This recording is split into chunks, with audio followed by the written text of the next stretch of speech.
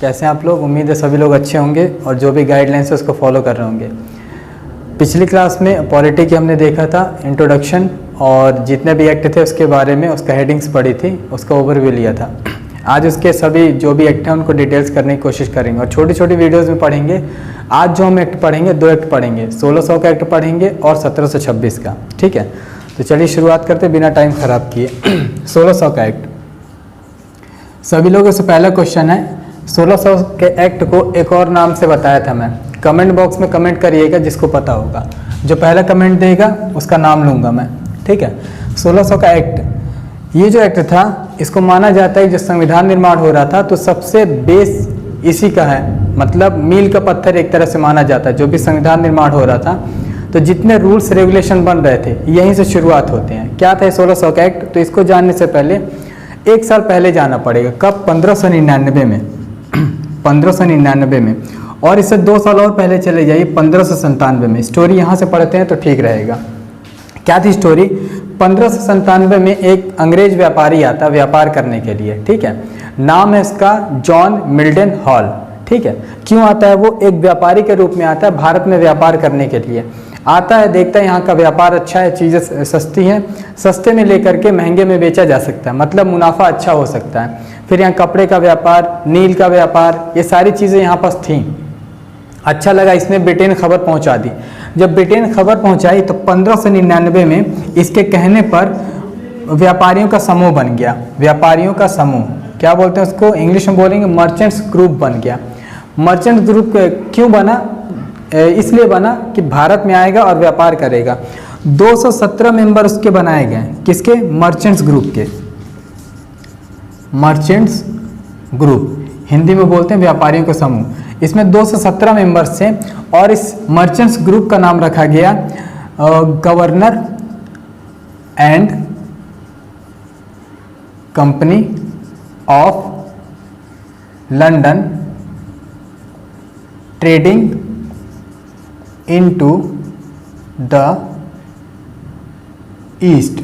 ठीक है, ये नाम रखा गया कंपनी का। नाम रखने के बाद इसको अधिकार दिए गए कुछ व्यापार करने के लिए। ठीक है, जैसे मसालों का व्यापार आप कर सकते हैं और कपड़े वगैरह का सारे व्यापार कर सकते हैं। इसका जो एग्रीमेंट बना, इस पर सिग्नेचर होता है महारानी एलिजाबेथ फर्स्ट का, और 15 सालों के लिए उसको एकाधिकार दे देते हैं। एकाधिकार का मतलब मोनोपोली, कि आप व्यापार करेंगे और कोई कंपनी आकर के व्यापार नहीं करेगी, और जो भी लोग, ये 217 लोग हैं, वही लोग व्यापार करेंगे, दूसरा कोई अंग्रेज भी आकर के व्यापार नहीं करेगा। ठीक है, तो सिग्नेचर कब होता है इस बिल पे? 31 दिसंबर 1600 को। कौन करता है? तो महारानी एलिजाबेथ। अभी सारी चीज़ें डिटेल में लिखूंगा, एक रफ व्यू दे रहा हूँ आप लोगों को। ठीक है, महारानी एलिजाबेथ सिग्नेचर करते हैं 31 दिसंबर 1600 को, और 15 साल के लिए एकाधिकार दे देते हैं कि अब जाइए व्यापार करिए, कोई टेंशन वाली बात नहीं है। ठीक है, ये लोग जब व्यापार करने आते हैं तो उस टाइम इसकी पूंजी होती है, मतलब ये जो कंपनी बनी, मर्चेंट्स ग्रुप बना था, उस टाइम इसकी पूंजी थी 30,133 पाउंड। 30,133 पाउंड इसकी पूरी पूंजी थी। और जो अध्यक्ष थे इसके, जिनकी अध्यक्षता में ये सारे ये ग्रुप बना था, उनका नाम है लॉर्ड मेयर। ठीक है, ये पूरी स्टोरी थी। क्यों आए थे व्यापार करने, और इनको जो अधिकार दिया गया था किसने दिया था? तो महारानी एलिजाबेथ ने दिया था। 15 सालों के लिए दिया था। जो आगे जा करके जेम्स फर्स्ट नाम के व्यक्ति होंगे, वो इस व्यापारिक अधिकार जो है 15 साल के लिए दिया गया, इसको बढ़ा देंगे पूरे के पूरे लाइफ टाइम, कि अब जाइए व्यापार करें अनिश्चित काल के लिए। ठीक है, ये 1600 की पूरी स्टोरी थी। ठीक है, चलिए अब इसको सारे डिटेल में लिख रहा हूँ, इसका स्क्रीनशॉट ले लीजिएगा। याद रखिएगा, इससे अक्सर क्वेश्चन आते हैं 1600 के एक्ट के बारे में, क्योंकि इसमें फैक्ट बहुत ज़्यादा हैं और बहुत बेसिक चीज़ है इसमें। ठीक है, तो क्या क्या बताया मैं? 1600 का एक्ट, 1600 का एक्ट क्या था ये? तो आधार है किसका? भारतीय संविधान का। भारतीय संविधान निर्माण का आधार है। ठीक है, किसने इस पे सिग्नेचर किया था? महारानी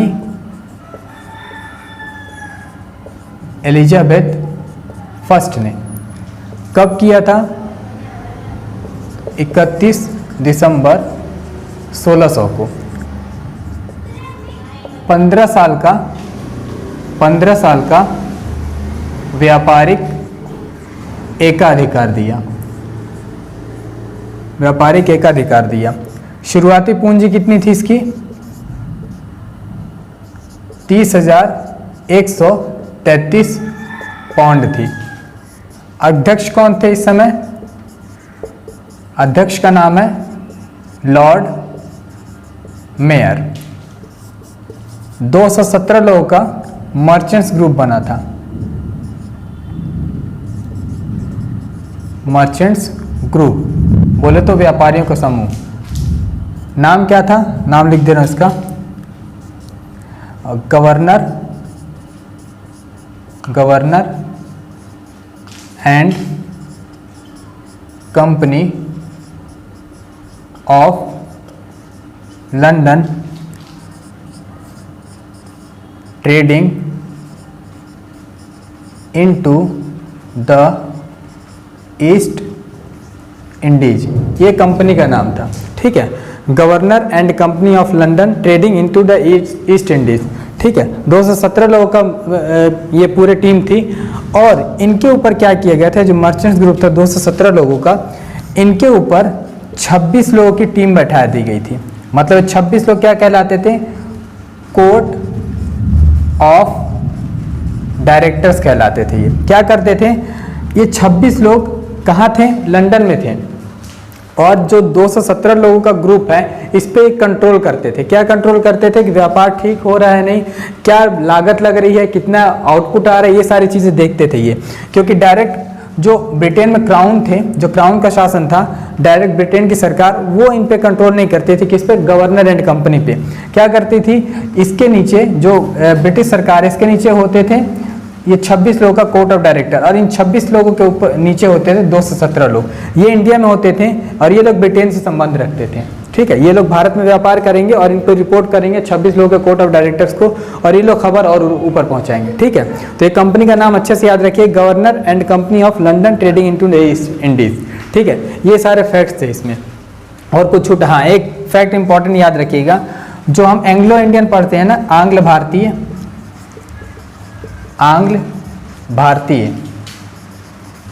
विधि संहिता, आंग्ल भारतीय विधि संहिता का निर्माण इसी एक्ट से माना जाता है, इसी एक्ट से माना जाता है। ठीक, ये रहा आपका पूरा फैक्ट 1600 के एक्ट के बारे में। ठीक है, और कुछ बचा क्या?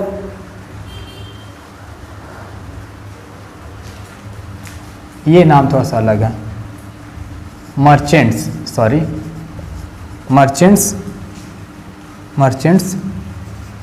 Of London. रिपीट कर दे रहा हूँ, governor and company of merchants of London trading into the east Indies, ये नाम है। स्क्रीनशॉट ले लीजिए इसका। ठीक, आगे देखते हैं 1726 के एक्ट के बारे में।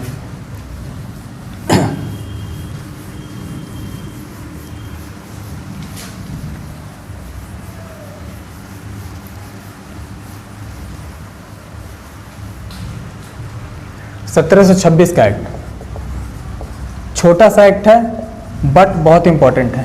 इसमें क्या किया गया था? बंगाल, मद्रास और मुंबई, इन तीनों जगह के लिए जो कानून बनाने का अधिकार पहले था वो किसके पास था? तो ब्रिटेन की सरकार के पास।